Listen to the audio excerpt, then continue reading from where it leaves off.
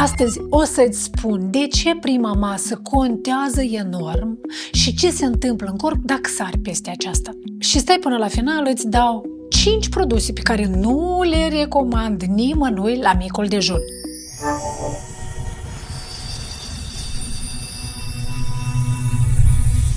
Micul dejun nu e pur și simplu o farfurie de dimineață. Micul dejun e un semnal că corpul se pornește și are nevoie de energie. De unde să ia energie dacă nu din micul dejun? El nu are de unde. O să ia din surse interioare și asta o să fie din mușchi.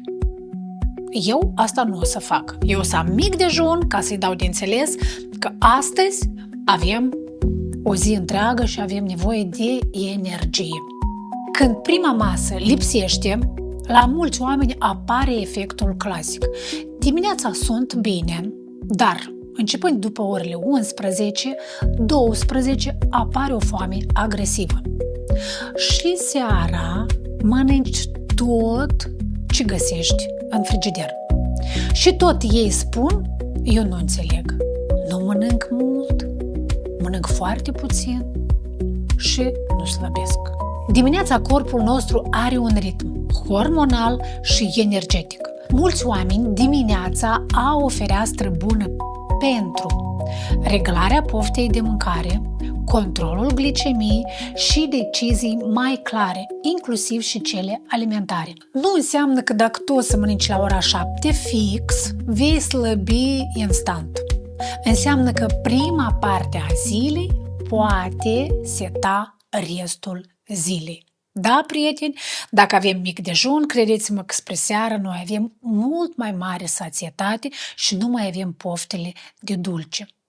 Cum se întâmplă în caz că nu o să avem micul dejun. O să mâncăm spre seară mult mai mult, cumva compensăm ceea ce nu am mâncat la micul dejun. Și de aici vine ideea cheie. Nu e despre micul dejun obligatoriu. E despre dacă tu sari peste micul dejun, ce face corpul tău în schimb? Aduce pofta de dulce, fluctuații glicemice, decizii alimentare impulsive pe tot parcursul zilei. O regulă simplă pe care o aplic eu cu majoritatea clienților mei, după trezire, dă-i corpului de înțeles că trebuie să se pornească. Un pahar de apă, dacă vrei călduță, cu puțină lămâie, câteva mișcări ușoare, respirație, poate duș, după care alegi să mănânci un mic dejun normal. Dacă sari peste micul dejun, de obicei se întâmplă unul din aceste scenarii. Scenariul 1. Foamea explodează la prânz. Da, dacă te ții în prima jumătate a zilei, după ora 12, alegi orice mâncare care se nimerește în cale. Scenariul 2. Gustări din oră în oră. Nu ți este foame mare, dar ai poftă continuă. Scenariul 3. Seara recuperezi. Ce nu ai mâncat toată ziua, seara recuperezi. Mănânci pe pilot automat. Scenariul 4. La stres, căutăm să mâncăm ceva dulce.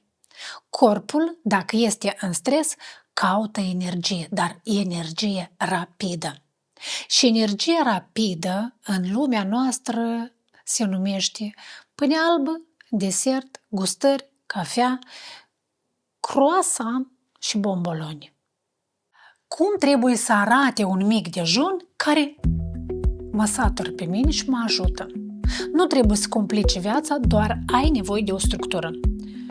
Eu iarăși mă repet.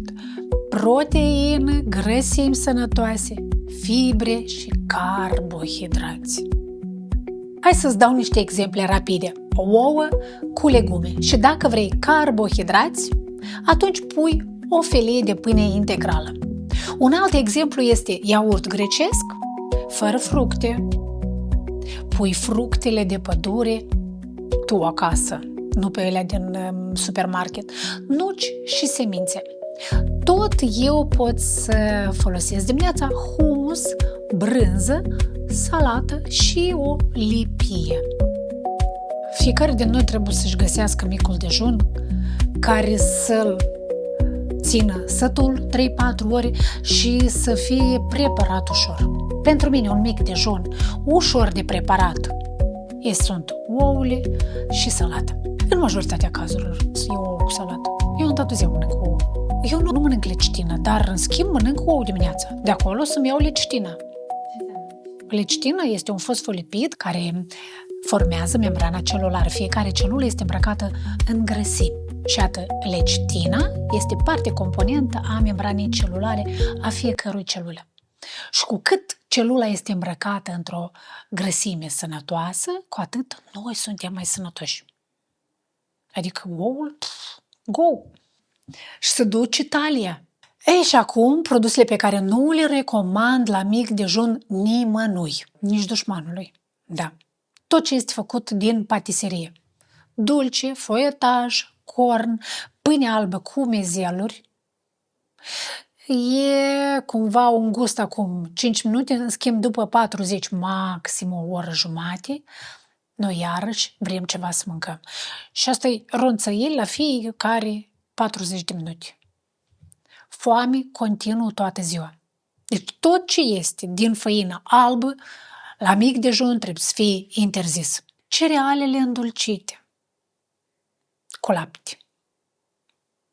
E ca și cum am începe ziua cu zahăr și e un boost de energie care foarte ușor îl scade. Și după asta vine somnolență, dispoziție proastă, vreau să mănânc, dar nu știu ce vreau. Și asta e cum ai da niște combustibil, dar combustibil de proastă calitate. Și apropo, granola, tot aceeași cereale. Adică trebuie de căutat cerealele care se fierb mai mult de 10-15 minute, ca acele cereale, chiar și același ovăz.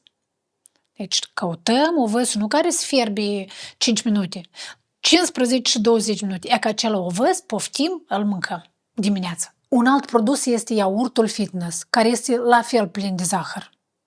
Și corpul percepe acest iaurt fitness ca pe un desert. Practic, ca macronutrient, avem doar carbohidrați.